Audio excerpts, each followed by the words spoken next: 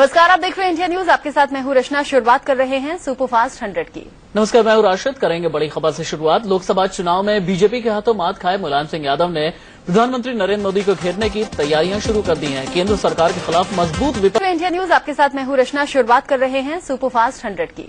नमस्कार, मैं हूं राशिद। करेंगे बड़ी खबर से शुरुआत। लोकसभा चुनाव में बीजेपी के हाथों मात खाए मुलायम सिंह यादव ने प्रधानमंत्री नरेंद्र मोदी को घेरने की तैयारियां शुरू कर दी हैं। केंद्र सरकार के खिलाफ मजबूत विपक्ष की शून्यता को भरने के लिए मुलायम सिंह के घर तीसरे मोर्चे की बैठक हुई। सूत्रों के मुताबिक इस बैठक के आयोजन का मकसद गैर कांग्रेसी, गैर भाजपा दलों को एकजुट कर मोदी सरकार के खिलाफ महामोर्चा बनाना है, जो कि संसद के शीतकालीन सत्र में मोदी सरकार पर दबाव बनाने के साथ उन्हें घेरने की रणनीति पर काम करेगा। नरेंद्र मोदी के नेतृत्व वाली केंद्र सरकार कई राज्यों में अपना प्रभाव जमाने और राज्यसभा की सीटें बढ़ाने के लिए क्षेत्रीय पार्टियों का प्रभाव खत्म करने में जुटी है। माना जा रहा है कि इस वजह से भी थर्ड फ्रंट के ये नेता एकजुट हुए हैं। थर्ड फ्रंट को मजबूत करने के लिए एक बार फिर से छोटे दल एकजुट होने की कोशिश कर रहे हैं, जो बीते वक्त में कभी न कभी कांग्रेस या बीजेपी की अल्पमत सरकारों में महत्वपूर्ण रोल अदा कर चुके हैं। इसी सिलसिले में बैठक हुई। बैठक के बाद बिहार के पूर्व मुख्यमंत्री नीतीश कुमार ने कहा कि बैठक में हमारे बीच इस बात पर सहमति बनी कि संसद में हमारा स्टैंड एक होगा। नीतीश ने बताया कि बैठक में एकजुटता पर सभी दलों के बीच सहमति बनी है। केंद्र सरकार पर हमला करते हुए नीतीश ने कहा कि उन्होंने किसानों और युवाओं के साथ धोखा किया है। चुनाव पूर्व उनसे किए गए वादे पूरे नहीं किए गए। संसद के शीतकालीन सत्र में इन्हीं मुद्दों पर सरकार को घेरने की रणनीति बनी। नीतीश कुमार ने कहा कि 3 मुद्दे हैं जिन पर केंद्र की मोदी सरकार को घेरा जाएगा। उन्होंने कहा कि काला धन, बेरोजगारी और किसानों का मुद्दा है, जिन पर एकजुट होकर लड़ने पर सहमति बनी है। प्रधानमंत्री नरेंद्र मोदी ने राष्ट्रपति प्रणब मुखर्जी से मुलाकात की। माना जा रहा है कि मंत्रिमंडल विस्तार को लेकर चर्चा हुई है।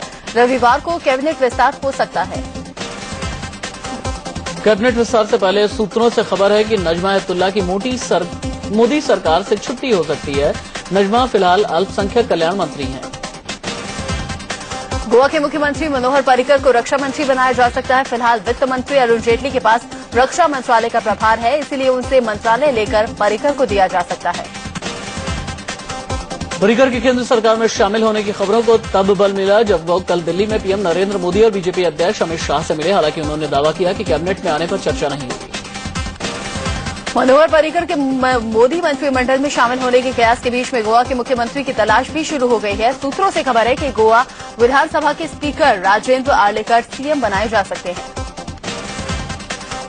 मोदी मंत्रिमंडल में मुख्तार अब्बास नकवी को भी शामिल किया जा सकता है। कांग्रेस से बीजेपी में आए चौधरी बीरेंद्र सिंह और सहयोगी दल आरपीआई के नेता रामदास आठवले को भी मंत्रिमंडल में जगह मिल सकती है। मोदी मंत्रिमंडल में जिन नए चेहरों को मौका मिल सकता है, उनमें हंसराज अहिर का नाम भी है। पूर्व मंत्री यशवंत सिन्हा के बेटे जयंत सिन्हा और गायक से नेता बने बाबुल सुप्रियो को भी मंत्री बनाया जा सकता है। राजस्थान से गजेंद्र सिंह शेखावत या कर्नल सोनाराम में से किसी एक को मोदी मंत्रिमंडल में जगह मिल सकती है। तो वहीं बिहार से गिरिराज सिंह या अश्विनी चौबे में से कोई मंत्री बन सकता है। जमीन सौदे को लेकर विवादों में घिरे कांग्रेस अध्यक्ष सोनिया गांधी के दामाद रॉबर्ट वाड्रा ने अपनी 4 कंपनियां बंद कर दी हैं। अंग्रेजी अखबार डीएनए का दावा है कि वो 2 और कंपनियां बंद करने वाले हैं। वाड्रा ने जिन कंपनियों को बंद किया है उनमें Lifeline Agrotech Private Limited, Green Wave Agro Private Limited, Rightline Agriculture Private Limited और Prime Time Agro Private Limited है।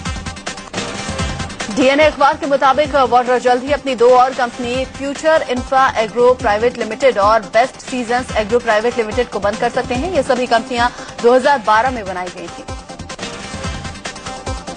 वाड्रा मामले पर बीजेपी नेता गिरिराज सिंह ने ट्वीट किया कि कांग्रेस के दामाद बीजेपी शासित राज्यों में अपना कारोबार समेट रहे हैं। इसका मतलब है कि वो बगैर किसी कृपा के कारोबार नहीं चला सकते। बिहार के सीएम जीतन राम मांझी के पीए बने उनके दामाद ने विवाद बढ़ने के बाद इस्तीफा दे दिया। दामाद देवेंद्र कुमार को पीए बनाए जाने के बाद से ही मांझी निशाने पर थे। पीएम के तौर पर दामाद की नियुक्ति को लेकर सीएम जीतन राम मांझी ने अजीबोगरीब बयान दिया है और उसके लिए अफसरों को जिम्मेदार ठहरा दिया है। बीजेपी नेता सुशील मोदी ने कहा कि दामाद को पीए नियुक्त करने वाले मुख्यमंत्री जीतन राम मांझी पर केस दर्ज किया जाना चाहिए। सुशील मोदी ने सीएम के दामाद के पीए के तौर पर हुई नियुक्ति की जांच की मांग की है। उन्होंने सभी मंत्रियों के पीए की नियुक्ति पर सवाल भी उठाए। कांग्रेस के वरिष्ठ नेता नारायण राणे के बेटे और विधायक नितेश राणे ने विवादित बयान दिया है। उन्होंने महाराष्ट्र में रहने वाले गुजरातियों पर निशाना साधते हुए उन्हें हटाने की बात कही। नितेश राणे ने ट्वीट किया है कि स्वच्छ भारत अभियान में हिस्सा लेना चाहता हूं और इसकी शुरुआत मुंबई से उन गुजरातियों को हटाने से करना चाहता हूं जो मराठियों से नफरत करते हैं। पीएम नरेंद्र मोदी कल से 2 दिन के दौरे पर अपने संसदीय क्षेत्र वाराणसी जा रहे हैं। प्रधानमंत्री बनने के बाद वाराणसी का ये उनका पहला दौरा है। इस दौरान वो यहां 2 दिन तक कई कार्यक्रमों में हिस्सा लेंगे। सूत्रों से खबर है कि पीएम नरेंद्र मोदी की अगवानी करने के लिए यूपी के मुख्यमंत्री अखिलेश यादव वाराणसी जाएंगे। जब पीएम किसी राज्य में जाते हैं तो प्रोटोकॉल के तहत वहां के मुख्यमंत्री को रिसीव करने जाना होता है। पीएम के वाराणसी दौरे में कई मंत्री भी साथ रहेंगे। सड़क परिवहन मंत्री नितिन गडकरी, एचआरडी मंत्री स्मृति ईरानी के अलावा कलराज मिश्र, संतोष गंगवार, राधा मोहन सिंह और मनोज सिन्हा भी दौरे में साथ होंगे। पीएम नरेंद्र मोदी वाराणसी में ट्रेड फैसिलिटेशन सेंटर की आधारशिला रखेंगे। इसके अलावा वो यहां पावरलूम सर्विस सेंटर का उद्घाटन भी करेंगे। साथ ही साथ वो वाराणसी के बुनकरों से बातचीत भी करेंगे। पीएम नरेंद्र मोदी कल वाराणसी के जयापुर गांव भी जाएंगे, जिसे उन्होंने सांसद आदर्श ग्राम योजना के तहत गोद लिया है। प्रशासन ने जयापुर गांव को सजाने संवारने का काम कई दिन पहले से ही शुरू कर दिया था।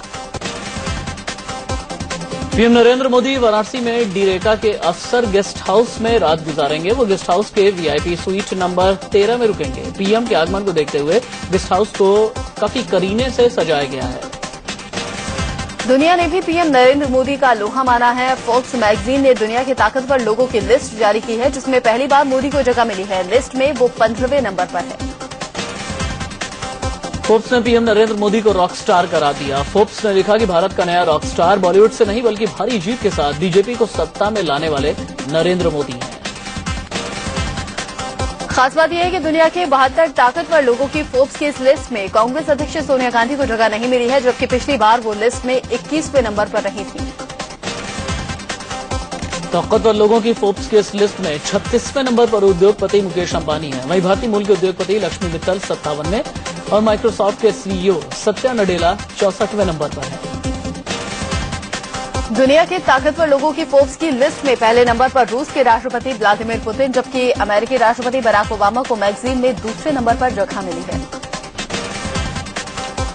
अमेरिका के बाद ऑस्ट्रेलिया में भी प्रधानमंत्री नरेंद्र मोदी के शानदार स्वागत की तैयारी की जा रही है। मोदी का 15 से 18 नवंबर तक ऑस्ट्रेलिया दौरा है, जहां उनके स्वागत के लिए भारतीय समुदाय ने खास तैयारी की है। पीएम की अगवानी के लिए भारतीय समुदाय के लोगों के लिए सिडनी से मेलबर्न के बीच में विशेष ट्रेन चलाई जाएगी। इस खास ट्रेन का नाम मोदी एक्सप्रेस रखा जाएगा। दिल्ली में लगे आम आदमी पार्टी के पोस्टर के गायब होने पर सियासत छिड़ गई है। लक्ष्मीनगर में होर्डिंग में लगे केजरीवाल के पोस्टर को हटा दिया गया है, जिसके लिए आम आदमी पार्टी बीजेपी को जिम्मेदार बता रही है। आम आदमी पार्टी के नेता मनीष सिसोदिया ने कहा कि पोस्टर में बीजेपी पर निशाना साधा गया था, जिससे बीजेपी तिलमिला गई है। उन्होंने कहा कि पोस्टर्स को हटाने के पीछे बीजेपी की ही साजिश है। पोस्टर हटाने के आम आदमी पार्टी के आरोपों को बीजेपी ने खारिज किया है। बीजेपी का कहना है कि होर्डिंग लगाने वाली एड एजेंसी ने पैसे के लेनदेन के चलते आम आदमी पार्टी को पोस्टर को हटाया है। चुनाव आयोग जल्द ही आम आदमी पार्टी को डिफॉल्टर घोषित कर सकता है। बताया जा रहा है कि लोकसभा चुनाव के 6 महीने बाद भी पार्टी ने चुनावी खर्च का ब्यौरा नहीं दिया है। दरअसल चुनाव आयोग ने सभी दलों को 26 अगस्त तक लोकसभा चुनाव खर्च का ब्यौरा देने को कहा था, लेकिन आम आदमी पार्टी ने ब्यौरा नहीं दिया। झारखंड की राजधानी रांची से लगे हटिया विधानसभा क्षेत्र के विधायक नवीन जायसवाल एक पब्लिक मीटिंग में मंच से भाषण देते देते रो पड़े। अपने नेता को रोते देख सभा में मौजूद लोग भी भावुक हो गए। नवीन हटिया विधानसभा क्षेत्र से आजसू के विधायक हैं। इस बार बीजेपी से चुनाव पूर्व गठबंधन के तहत ये सीट बीजेपी के हाथ में चली गई है। ऐसे में विधायक जी को क्या करना चाहिए, इस बारे में रायशुमारी के लिए मीटिंग बुलाई गई थी। नवीन ने अपने भाषण में समर्थकों से कहा कि वो हटिया विधानसभा से चुनाव जरूर लड़ेंगे। उन्होंने जनता से अपील की कि वो उन्हें ऐसी जीत दिलाएं कि अन्य सभी उम्मीदवारों की जमानत ही जब्त हो जाए। पीएम मोदी के करीबी माने जाने वाले अभिनेता सुरेश ओबेरॉय सेंसर बोर्ड के नए मुखिया हो सकते हैं। नीतीश भारद्वाज और गजेंद्र सिंह चौहान का नाम भी सामने आ रहा है। जलवायु परिवर्तन पर सरकार की नीतियां तय करने वाले पीएम के पैनल में फेरबदल करते हुए जानी मानी पर्यावरणविद सुनीता नारायण को पैनल से हटा दिया गया है। उनकी जगह जेएम मॉस्कर को लाया गया है। प्रधानमंत्री की अध्यक्षता वाली इस 18 सदस्यीय कमेटी में आर.के. पचौरी को भी शामिल किया गया है। पचौरी उस समय जलवायु परिवर्तन संबंधी इंटर गवर्नमेंटल पैनल के अध्यक्ष थे, जब इस संस्था को नोबेल पुरस्कार से सम्मानित किया गया था। एक बार फिर से यूपी सरकार और राजभवन में थम गई है। सूत्रों से खबर है कि जावेद उस्मानी को मुख्य सूचना आयुक्त बनाने के प्रस्ताव को राज्यपाल राम नाईक ने सरकार को लौटा दिया है। दरअसल यूपी के पूर्व मुख्य सचिव जावेद उस्मानी को सीएम अखिलेश यादव मुख्य सूचना आयुक्त बनाना चाहते हैं, लेकिन विवादित मामला बताते हुए राज्यपाल राम नाईक ने प्रस्ताव वापस कर दिया। दरअसल केंद्र में तैनाती के दौरान जावेद उस्मानी पर कोयला घोटाले में आरोप लगे थे। इसी के चलते राज्यपाल ने विजिलेंस जांच पर क्लियरेंस रिपोर्ट तलब की और सरकार के प्रस्ताव को लौटा दिया। अंतर्राष्ट्रीय बाजार में तेल की कीमतों में आई गिरावट के चलते पेट्रोल डीजल एक बार फिर सस्ता हो सकता है। बुधवार को कच्चे तेल के दाम $80 प्रति बैरल पहुंच गए। यूपी के राज्यपाल राम नाईक ने वाराणसी में बैटरी कार सेवा की शुरुआत की। ये सेवा गोदौलिया से चित्तरंजन पार्क तक चलेगी। 8 यात्रियों की क्षमता वाली इस बैटरी कार का किराया ₹5 होगा। छत्तीसगढ़ के जगदलपुर में आग लगने से हड़कंप मच गया। गांधी मैदान के पास सपना स्टूडियो में ये आग लगी थी, जिसमें पूरा स्टूडियो जलकर खाक हो गया। आग लगने की खबर मिलते ही फायर ब्रिगेड की टीम मौके पर पहुंचकर आग पर काबू पाने पहुंची। गनीमत रही कि कोई हताहत नहीं हुआ। शॉर्ट सर्किट की वजह से आग लगने की खबर है। आगरा की चंबल नदी में यात्रियों से भरी नाव पलट गई। नाव में 100 से ज्यादा लोग सवार थे, जिनमें से 90 लोग तैरकर बाहर आ गए, लेकिन 10 लोग अभी भी लापता बताए जा रहे हैं। बिहार के सासाराम में एक बस ने बाइक सवार 2 युवकों को टक्कर मार दी। दोनों की मौके पर ही मौत हो गई। हादसे से गुस्साए लोगों ने बस में जमकर तोड़फोड़ की। राजस्थान के सीकर में एक तेज रफ्तार जीप ने कांस्टेबल को रौंद दिया। इससे उसकी मौके पर ही मौत हो गई। इस हादसे में कांस्टेबल बुरी तरह से घायल भी हो गया। मध्य प्रदेश के राजनांदगांव में ट्रक की चपेट में आने से एक मजदूर की मौत हो गई। यह हादसा नेशनल हाईवे 6 पर हुआ। पुलिस ट्रक ड्राइवर की तलाश कर रही है। पंजाब के गुरदासपुर में एक तेज रफ्तार बस ने युवक को रौंद दिया, जिससे उसकी मौके पर ही मौत हो गई। हादसे के बाद ड्राइवर फरार हो गया। हादसे से गुस्साए लोगों ने बस में जमकर तोड़फोड़ की।